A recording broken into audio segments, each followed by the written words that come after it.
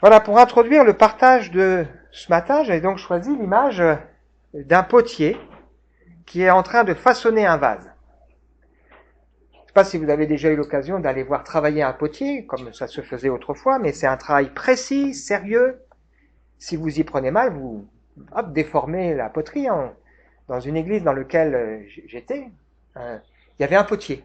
Et un jour, on a été avec ma famille, il nous a fait essayer. Et on a ramené nos œuvres qui sont souvent...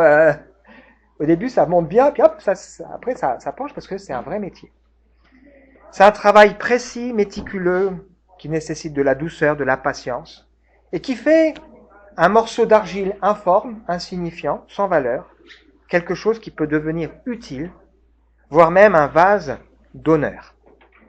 Le potier prend l'argile, la façonne, et accomplit avec cette argile son projet, ce qu'il a dans son esprit, dans son cœur. J'ai déjà eu l'occasion d'utiliser cette image, mais un vase, normalement, il sert à mettre à l'honneur ce qui va être à l'intérieur. Imaginez que vous receviez un beau, mesdames, un beau bouquet de fleurs, et que vous mettez ça dans un pot quelconque. Ça gâche quelque chose. Mais si par contre, on met les fleurs dans un vase, un beau vase, eh bien les fleurs prennent leur sens.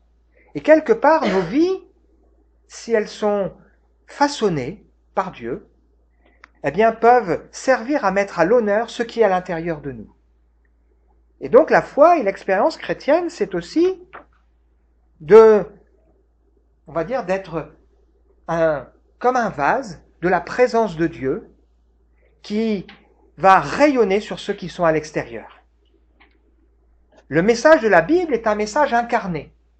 C'est Dieu qui s'incarne dans une personne qui s'appelle Jésus, qui vient dans notre humanité pour nous secourir.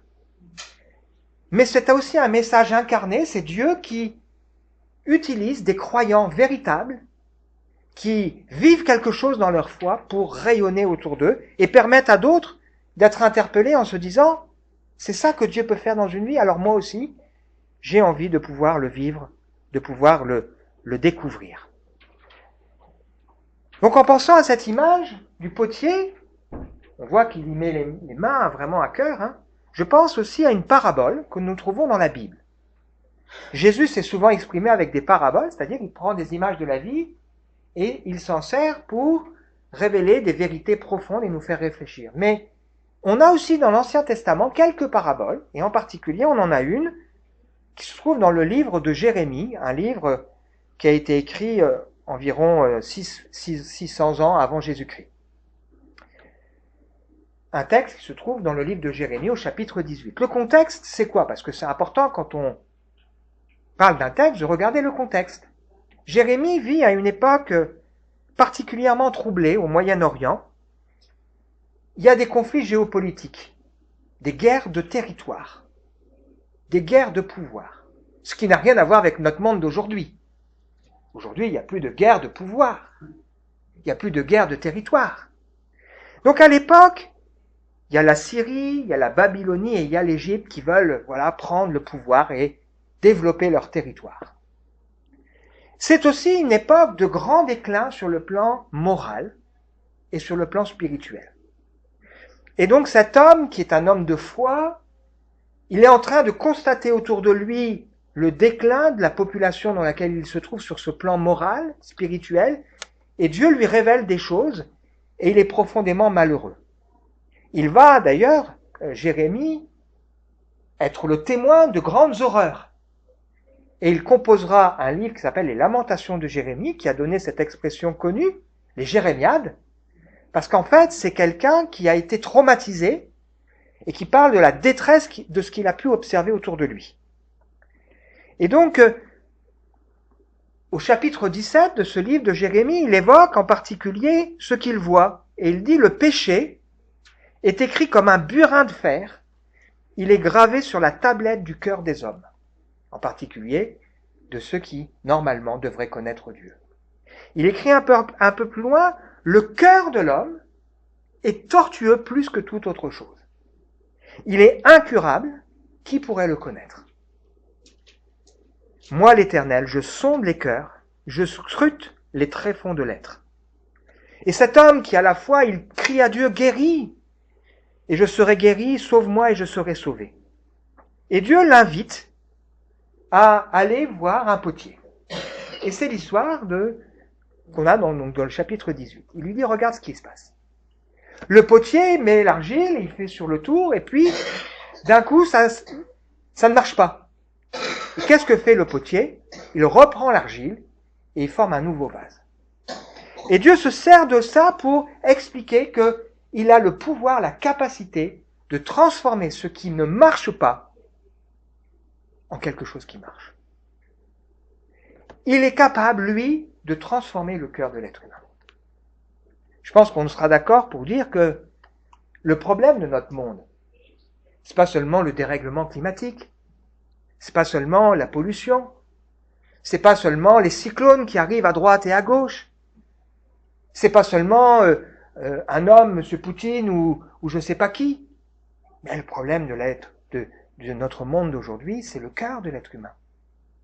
Parce que si vous réglez toutes ces choses que j'ai évoquées là, même la maladie, il restera encore la jalousie, il restera encore le mensonge, il restera encore les abus de pouvoir, il restera encore les critiques, il restera encore le rejet des parents et toutes sortes de choses, parce que c'est un problème de cœur.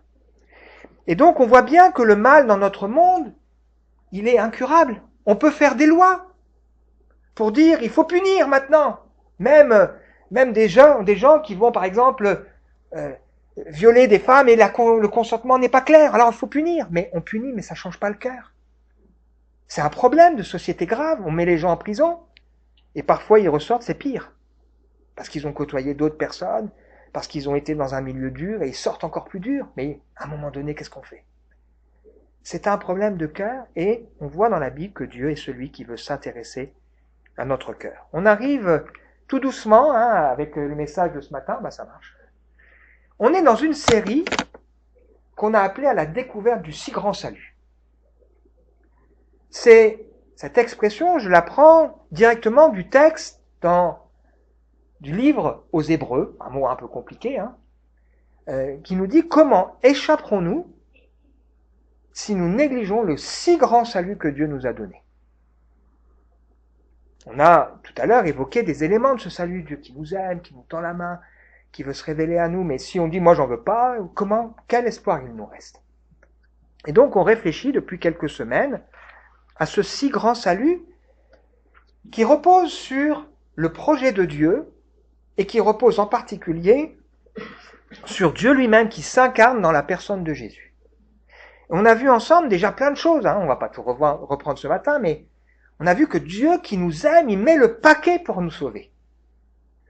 Il a envoyé son Fils, qu'il a laissé mourir sur une croix pour que nous puissions être, nous, sauvés. Et la Bible nous dit que Jésus qui a été parfait, il a même été élevé à la perfection par les souffrances qu'il a endurées pour nous.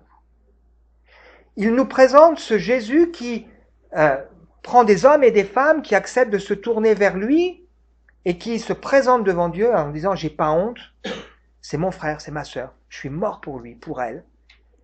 Et lui aussi, il a droit à ton salut. » Elle nous présente celui qui nous aime plus que personne d'autre ne nous aimera jamais, qui nous connaît mieux que personne ne nous connaîtra jamais, qui comprend ce que nous vivons mieux que n'importe qui ne pourrait le comprendre.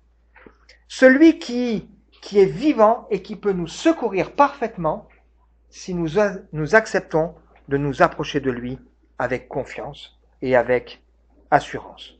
Alors, on a l'habitude ici de faire des séries, c'est-à-dire là on est sur cette découverte. On a fait une petite pause parce qu'on a aussi profité des échéances du calendrier. Il y avait Noël, on s'est plongé sur l'histoire de Noël. C'est pas une histoire pour les enfants, on a vu. Puis la semaine dernière, on s'est plongé sur l'histoire des mages, parce que là aussi, il y a plein de choses, pour ceux qui étaient là, mais on peut tout retrouver sur Internet, qui étaient utiles. Donc on revient sur notre série qu'on avait débutée. La dernière fois, on s'était en particulier posé 2 questions importantes, qu'on aurait pu illustrer avec 2 images.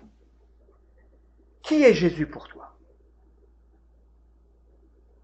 Est-ce que Jésus, c'est un simple personnage historique Je me souviens d'une personne qui, il n'y a pas longtemps, me disait, moi Jésus, j'aime bien, en gros, il est plutôt sympa, quoi, il va vers les bras cassés de la vie, etc., etc. Ouais, mais je pense que ça suffit pas de dire j'aime bien. Qui est Jésus? Et puis on a posé cette deuxième question, que représente pour toi l'engagement de la foi? Et on a illustré la réponse que la Bible nous propose à travers une alliance. C'est une alliance. Une alliance que Dieu établit avec nous, qui est établie sur la base de promesses extraordinaires. Et puis on a illustré ça avec l'idée que c'est comme une transplantation cardiaque. C'est quoi une transplantation cardiaque? C'est quelqu'un qui a le cœur malade et cette maladie est incurable. Les médicaments ne suffisent pas, il n'y a plus de traitement possible. Et la seule solution pour que cette personne soit sauvée, c'est que quelqu'un meure et que son cœur soit compatible et qu'il puisse être transplanté. Eh bien, la foi, c'est ça. C'est quelqu'un qui est mort, Jésus-Christ, pour changer notre cœur, nous donner un cœur nouveau, comme une transplantation cardiaque, qui nous permet donc d'être sauvés et de découvrir le Seigneur. Et c'est pour ça qu'on a cet appel. Est-ce que tu veux m'offrir ton cœur pour que je puisse le remplacer? Comme un éveil, une nouvelle naissance par le Saint-Esprit. Alors, cette semaine, j'ai entendu plusieurs réflexions qui m'ont fait sourire et que je trouve qui vont tout à fait dans le sens du message de ce matin. Un échange avec Elisabeth, avec qui on a préparé son témoignage de la semaine prochaine. Je ne vais pas tout dire, hein. Mais à un moment donné, Elisabeth m'a dit, j'ai noté ceci, il m'a donné une vie nouvelle. Un cœur nouveau, quoi. Et elle m'a dit, on confirmera, hein, si j'ai menti, tu te diras, oh non, hein. Je me rends compte qu'il y a des choses que je ne peux plus faire. C'est-à-dire qu'il y a des choses que je faisais avant, ne m'auraient pas dérangé, mais maintenant je ne peux plus les faire, parce que je ne suis pas bien si je les fais. Stéphane, mercredi, pour ceux qui étaient à l'étude biblique, l'ont peut-être entendu, il a dit, finalement, la vie chrétienne, c'est comme une reprogrammation de notre vie. Alors ça m'a fait sourire, parce qu'en plus, je suis en train de lire un livre dont le titre, c'est L'homme reprogrammé, qui parle justement d'expérience de la foi. Puisqu'on reçoit un cœur nouveau, ça veut dire que on reçoit des priorités de vie nouvelles, une façon de voir les choses qui est nouvelle, comme une reprogrammation de notre cœur. C'est tout à fait ça. Je pense aussi à Baptiste, footballeur professionnel, qui découvre la foi, qui raconte qu'à un moment donné, il a fait quelque chose qui n'est pas, je ne sais pas exactement quoi, mais peu importe. Et donc, dans sa conscience, il n'était pas bien. C'est vrai que quand on est croyant, si on fait des choses qui ne collent pas, eh bien ensuite, on ne se sent pas bien. C'est normal. Et on va voir ensemble ce matin comment on gère ce problème de la culpabilité quand on est croyant. Alors ça m'amène au titre du message de ce matin, plus précisément, c'est devenir plus que la meilleure version de nous-mêmes. Vous avez peut-être déjà entendu cette expression. Il y a des gens qui disent on peut devenir la meilleure version de soi-même, par un travail sur soi, par le développement personnel. Et là aussi, ça fait écho à un ami qui s'appelle Marc Vandevouwer. J'ai un livre au Café Change que je vends, et c'était un commissaire de police qui est devenu croyant et qui a écrit donc plusieurs livres. Et dans ses vœux qu'il a envoyés, il évoque l'histoire des mages qui suivent l'étoile. Et il dit ceci, nous suivons tous une étoile. Chacun poursuit un but qui est le moteur de sa vie, mais pour beaucoup, ce qui n'était rien d'autre que de se trouver eux-mêmes, de devenir la meilleure version de soi-même, comme on l'entend partout, ça revient à devenir un pécheur 2.0. Un pécheur amélioré. C'est pas la solution de Dieu.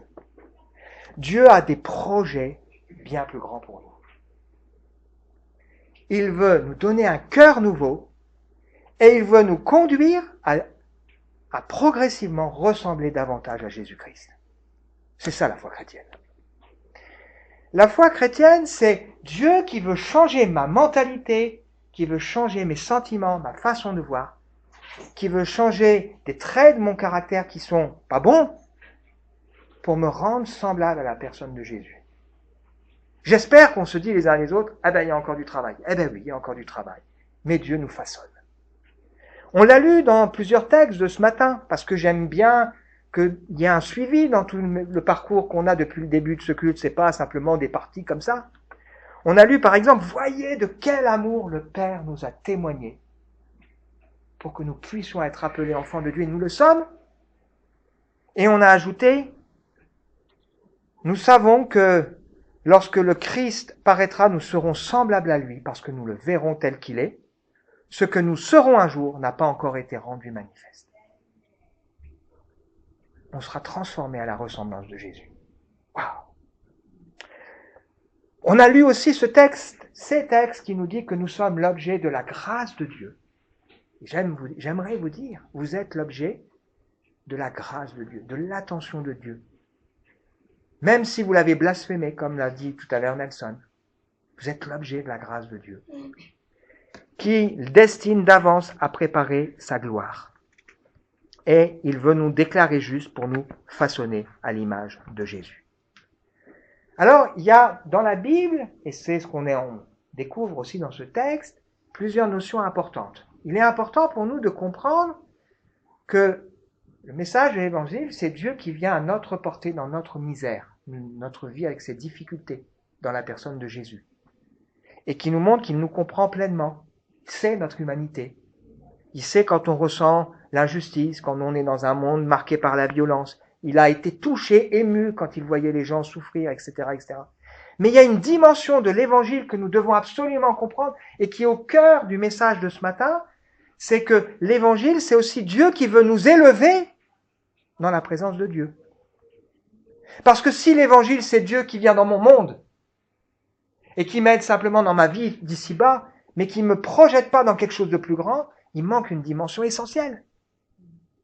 Celui qui donne sa foi, sa vie à Dieu, qui a foi en Jésus-Christ, eh bien, il a accès à la présence de Dieu, à ce Dieu qui règne dans l'univers tout entier. Et il est destiné à partager avec Dieu la gloire de Dieu. Il appartient à ce que la Bible appelle le royaume de Dieu et le royaume des cieux. Et il est important pour nous de comprendre que Dieu n'habite pas dans des temples faits de mains d'hommes. Il n'a pas besoin qu'on lui construise un petit hôtel ou un petit temple en disant « Voilà, c'est ça Dieu ». Non, Dieu, il est partout, il est grand, il est glorieux. Et il faut qu'on apprenne à élever nos cœurs vers ça. Je lisais encore cette semaine, parce qu'il y a beaucoup de choses qui vont dans le même sens, c'est normal. La conversation imagée d'un chrétien du 1er siècle, donc qui avait fait une expérience avec Jésus-Christ, et qui rencontre un ami devant le temple de la divinité de cet ami. Et cet ami lui pose la question, où est votre temple? Et le chrétien du 1er siècle répond, on n'en a pas. Christ est notre temple. Où est votre prêtre, c'est-à-dire le chef de votre religion? On n'en a pas. C'est Christ qui est notre prêtre. Mais où faites-vous vos offrandes et vos sacrifices pour apaiser les dieux et attirer leur faveur? Et ce chrétien du 1er siècle répond, c'est pas nécessaire. Le Christ lui-même est notre Dieu, notre offrande et notre sacrifice une fois pour tous. Et ces faveurs sont une grâce, un cadeau immérité et non indu, accordé par la confiance et la foi. Mais quelle est votre religion alors? Vous n'avez pas de temple, vous n'avez pas de chef de religion, vous n'avez pas de sacrifice à réaliser. Nous n'avons pas de religion. Mais nous avons quelqu'un avec qui nous sommes sans cesse en relation, qui intercède gracieusement pour nous jour et nuit. Nous avons un Sauveur qui est Seigneur, qui a vaincu la mort et dont le règne vient. Belle image qui résume ce qu'est la Bible. Alors on a déjà bien avancé sur le message de ce matin. Hein. Je ne vais pas être trop long, rassurez-vous. Et on va se pencher en particulier maintenant sur le chapitre 9 de la lettre aux Hébreux.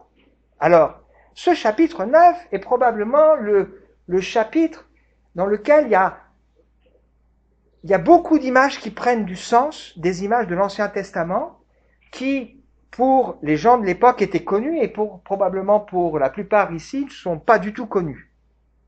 Alors, on ne va pas rentrer dans tous les détails pour ne pas rendre les choses trop compliquées, mais ça nous rappelle une chose importante, c'est que la Bible est un livre qui forme un tout. Et on a donc une première partie de la Bible qui s'appelle l'Ancien Testament. J'aime prendre cette image, c'est comme une fleur qui est fermée. Il y a tout à l'intérieur, mais on ne le voit pas encore. Et le Nouveau Testament, c'est avec la venue de Jésus, la fleur s'ouvre et on découvre tout ce qu'il y avait déjà de prévu. Et donc, dans ce texte, eh bien, l'auteur nous montre que dans l'Ancien Testament, dans les pratiques qu'il y avait de l'Ancien Testament, eh bien, tout avait déjà été prévu et ça s'ouvre pour se révéler et se réaliser pleinement dans la personne de Jésus. Et ça nous montre que Dieu sait très bien que la seule solution pour nous, c'était que Jésus-Christ, le Fils de Dieu, s'incarne, vienne, offre sa vie pour que nous puissions vivre une transplantation cardiaque et un changement de cœur. Prenons un exemple très concret, des exemples très concrets. Parfois, on pourrait s'imaginer que le monde irait mieux si on enlevait tous les méchants. Un jour, j'ai beaucoup aimé cette image d'une dame qui disait, mon petit garçon m'a dit, mamie, on devrait prendre tous les méchants, on les met dans une catapulte et on les balance. Dieu a essayé de faire ça pour nous montrer que ça ne marche pas. Il l'a fait à l'époque de Noé. Le monde était particulièrement méchant, il a puni ce monde et il a laissé le meilleur homme de l'époque qui s'appelle Noé. C'était une catastrophe derrière. Parce que le mal, malgré tout, était dans Noé et sa famille. Et il est ressorti à nouveau. On pourrait se dire, eh bien, il suffirait d'expliquer aux gens, de leur dire clairement comment il faut faire, et puis là, ça marcherait. Il a essayé. Il nous a montré que ça ne marche pas. Il l'a fait avec un peuple à quel il s'est révélé. Ça ne marche pas parce que le problème, c'est que nos cœurs ont besoin d'être touchés, transformés. Donc Jésus-Christ est venu pour faire cette transplantation cardiaque, pour nous permettre non seulement d'être secourus dans notre détresse de la terre, mais il est venu aussi pour nous élever vers quelque chose de plus grand, vers la présence de Dieu. Et si je me laisse élever vers la présence de Dieu, si je contemple un Jésus qui n'est pas simplement un tout petit bébé dans une crèche, mais un Jésus glorieux, alors la Bible me dit que je suis transformé à son image, de manière glorieuse. Et donc, le projet de Dieu, c'est de nous façonner, de nous transformer à la ressemblance de Jésus. Et ça ne pourra se faire que si nous contemplons, c'est-à-dire nous apprenons à découvrir, à comprendre qui est Jésus, mais pas un petit Jésus, celui qui est glorieux, qui est dans le ciel même, à la droite de Dieu, qui a vaincu la mort, qui a vaincu les puissances mauvaises, les puissances diaboliques, celui qui est glorieusement ressuscité. Alors, on va lire ensemble, rapidement, donc, et tirer ensemble 4 leçons de ce qu'on va découvrir maintenant. On arrive presque au bout. Vous pourrez relire à la maison. Donc, Hébreux au chapitre 9. Si vous savez, si c'est petit, je vais lire de toute façon. La première alliance, sous-entendu, la première partie de la Bible, l'Ancien Testament, qui nous parle de Dieu qui s'est révélé à son peuple et qui a créé avec ce peuple, le peuple juif, Abraham, Moïse, il a créé avec eux une alliance qui repose sur des pratiques que Dieu a voulu et qui sont des symboles. Et il a demandé en particulier de construire premièrement un tabernacle, une tente, puis ensuite c'est devenu un temple, qui allait symboliser des choses importantes. Et donc ce tabernacle, ce temple, il était construit avec un parvis dans lequel tout le monde pouvait aller, puis ensuite cette grande tente, eh bien il y avait 2 parties, une partie où seuls ceux qui pouvaient officier, les prêtres, pouvaient s'approcher, ce qu'on appelle le lieu saint, mais ils n'étaient pas encore dans la présence de Dieu. Puis il y avait une autre partie dans laquelle on n'avait pas le droit d'entrer. C'était la présence de Dieu.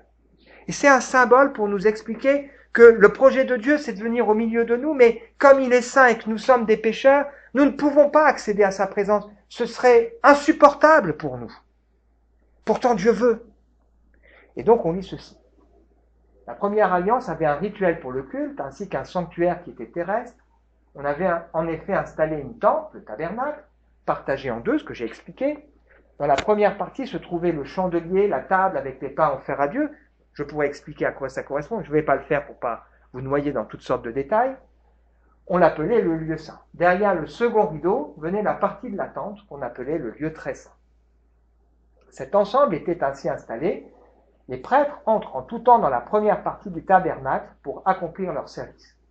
Dans la seconde, la présence de Dieu, seul le grand prêtre ou le principal prêtre est le seul à y pénétrer une seule fois par an. Ça correspond au jour du Yom Kippour pour les Juifs, le jour du grand pardon. Et il y rentre en tremblant, parce qu'il rentre dans la présence de Dieu. Il porte à ce moment-là des habits somptueux, sur les épaules duquel il y a les 12 tribus qui sont mentionnées, un poitrail sur lequel il y a aussi les 12 tribus qui montrent qu'il les porte, et symboliquement les 12 tribus avec lui, qu'il les porte aussi sur son cœur. Et puis il va se dépouiller de tous ses vêtements, quitte cette royauté, pour revêtir un vêtement tout simple et entrer dans la présence de Dieu. Il nous rappelle que Jésus a quitté sa gloire, sa royauté pour venir vers nous. Voilà. Et il va offrir des sacrifices, une fois par an. C'est un moment important, tout le monde est là, observe. S'il ne respecte pas scrupuleusement ce que Dieu a dit, le rituel pour pouvoir pénétrer dans la présence de Dieu, il va mourir. Et à ce moment-là, pour le peuple, c'est un temps où Dieu dit, voilà, aujourd'hui, tous vos péchés sont couverts. Et donc au moment où il ressort, c'est un grand soulagement. On se dit, enfin, nos péchés sont couverts. Il y a aussi des symboles que je raconte très rapidement. Il y a un bouc en particulier qu'on va chasser dans le désert loin, qu'on appelle le bouc émissaire. Vous voyez, vous avez appris aujourd'hui qu'il y a des expressions de la vie courante qui trouvent leur sens dans la Bible. Les jérémiades, on en a parlé. Ou alors, on peut parler aussi du bouc émissaire. C'est ce bouc qui se charge de nos fautes, de nos péchés, et qu'on envoie loin derrière. Le Saint-Esprit nous montre par là que l'accès au lieu très saint, la présence de Dieu, n'est pas encore ouvert tant que subsiste le premier tabernacle. Nous avons là une représentation symbolique des réalités de l'époque actuelle. Elle signifie que les offrandes et les sacrifices qu'on présente ainsi à Dieu sont incapables de donner une conscience parfaitement nette à celui qui rend un tel culte. En effet, il n'y a que des prescriptions concernant des aliments, des boissons, des ablutions. Ces rites, qui sont d'ordre matériel, ne devaient rester en vigueur que jusqu'au temps où Dieu instituerait un ordre nouveau. Christ est venu en tant que grand prêtre pour nous procurer les biens qu'il nous a désormais acquis.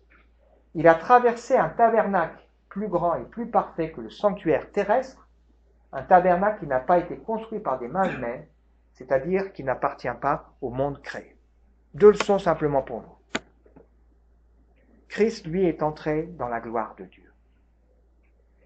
Et en tant que croyants, qui avons expérimenté vraiment, qui avons offert notre vie, qui avons expérimenté cette transplantation cardiaque, nous avons aujourd'hui la possibilité d'entrer dans la présence de Dieu. Pas d'un Dieu qui vient régler seulement nos problèmes sur la terre, mais d'un Dieu glorieux et saint. Et puis le sacrifice de Jésus, qui est mort à notre place, pour subir à notre place la condamnation, est un sacrifice qui est pleinement efficace, qui va nous accorder un plein pardon. Il va pas seulement couvrir les péchés, mais il va ôter le péché. C'est ce qu'on va lire maintenant. Donc il a pénétré une fois pour toutes dans le sanctuaire, il a offert son propre sang et nous a acquis ainsi un salut éternel. Le sang des boucs, des taureaux, des cendres, ainsi que les cendres d'une vache que l'on répand sur des personnes rituellement impures leur rendent la pureté extérieure, mais le Christ, lui, s'est offert à Dieu lui-même sous la conduite de l'Esprit éternel comme une victime sans défaut. À combien plus forte raison, par conséquent, son sang purifiera-t-il notre conscience des œuvres qui mènent à la mort, afin que nous servions le Dieu vivant. Il est le médiateur d'une alliance nouvelle, afin que ceux qui sont appelés reçoivent l'héritage éternel que Dieu leur avait promis. Une mort est intervenue pour libérer de leur culpabilité les hommes qui avaient péché sous la première alliance. Le sang de Jésus, pour celui qui croit, il est capable d'enlever le péché de notre cœur et de notre vie, et il est capable d'enlever le péché devant Dieu. Ça veut dire que si j'ai accepté le sacrifice de Jésus dans ma vie, je sais que mon casier judiciaire devant Dieu, il est vierge. Et je peux donc m'approcher avec liberté du trône de Dieu. Je peux aussi être libéré de la culpabilité du péché, même aujourd'hui au quotidien. Évidemment, la foi, ça m'amène à réfléchir à ma vie de tous les jours. Et si j'ai péché devant Dieu, si j'ai fait quelque chose qui offense Dieu, je vais demander pardon à Dieu.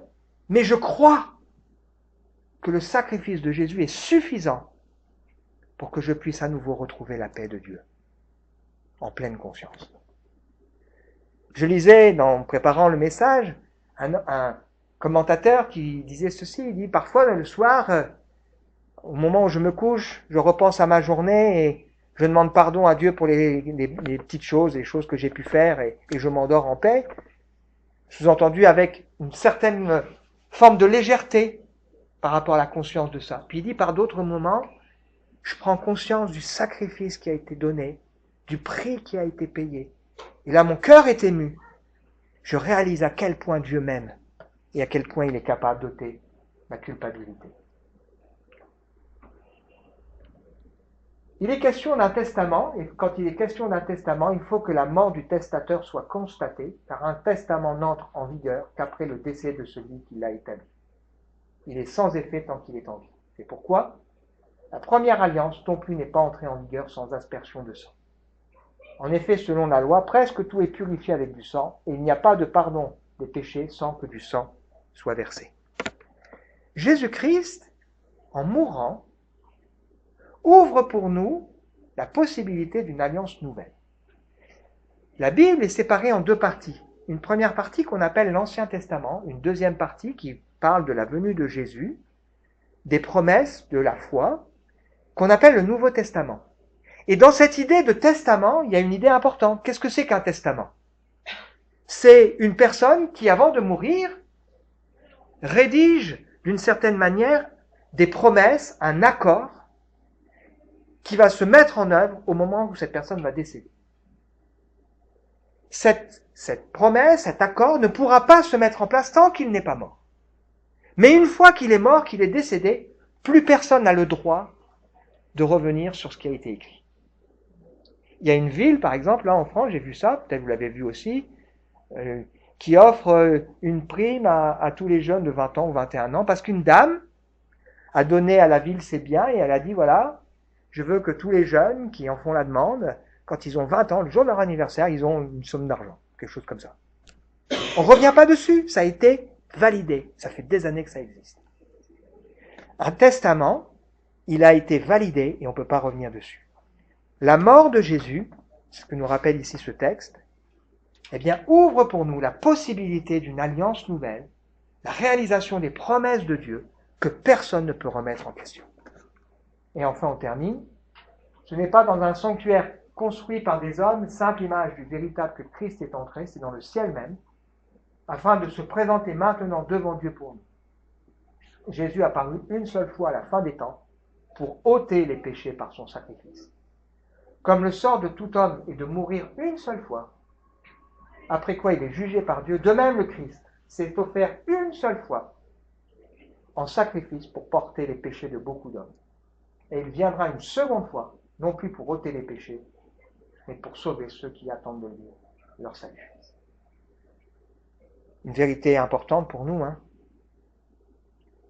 Au moment où nous fermerons les yeux à la terre, nous paraîtrons devant Dieu. Et il y aura ce moment du bilan. Et après la mort, il est réservé aux hommes, eh bien, d'être jugés par Dieu.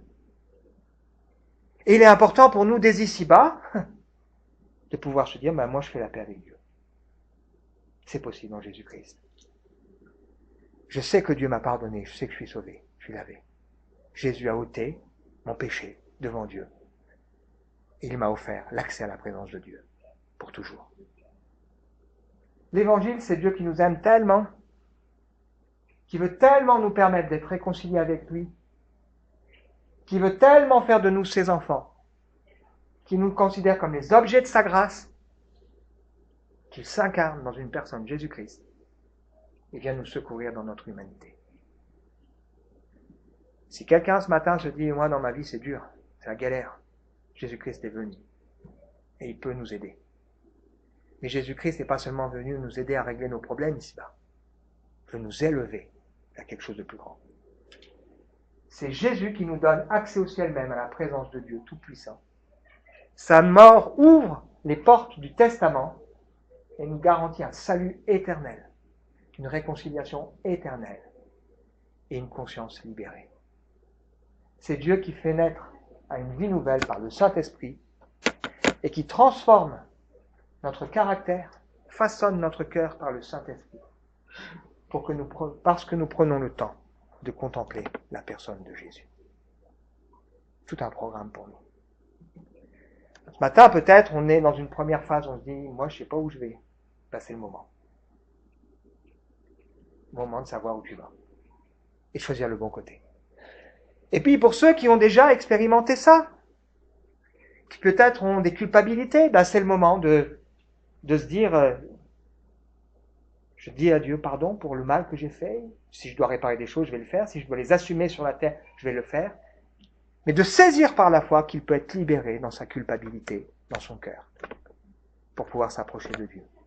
Et puis c'est aussi l'occasion pour les uns et les autres de réaliser que Dieu veut pas seulement une petite touche dans notre vie, mais il veut transformer notre caractère, notre cœur, nous façonner, pour faire non pas la meilleure version de nous-mêmes, mais de faire de nous des personnes qui reflétons la gloire de Jésus. Et ça, ce sera possible si nous nous approchons et que nous contemplons cette personne et que nous le laissons travailler dans notre cœur et dans notre vie. On veut prier ensemble et nous donner du temps aussi pour réfléchir. Seigneur, merci, parce que dans ta bonté, à travers ce que nous avons vu ensemble ce matin, je le crois, tu nous interpelles, tu nous parles. Tu vois, Seigneur, celui qui peut-être soit ne s'est jamais posé la question, soit aujourd'hui se dit, bah oui, c'est vrai que je sais pas où je vais. Et là, tu veux absolument que nous puissions avoir dans notre cœur une assurance concernant notre éternité. Et donc, je te prie, Seigneur, que les uns et les autres, nos cœurs s'ouvrent pour que nous puissions comprendre que Jésus sauve encore aujourd'hui parfaitement ceux qui lui demandent, bah Jésus, sauve-moi. J'ai besoin de toi, sauve-moi. Tu veux aussi, Seigneur, nous aider les uns et les autres dans notre vie de tous les jours et tu veux pas seulement améliorer notre quotidien, mais tu veux, Seigneur, nous faire entrer dans ton grand projet. Et je dis, Seigneur, s'il te plaît, façonne encore mon cœur, façonne encore ma mentalité, façonne encore ma façon de voir les choses, mes priorités, pour que je sois conforme à ton projet, à la personne de Jésus-Christ. Merci, Seigneur. Amen.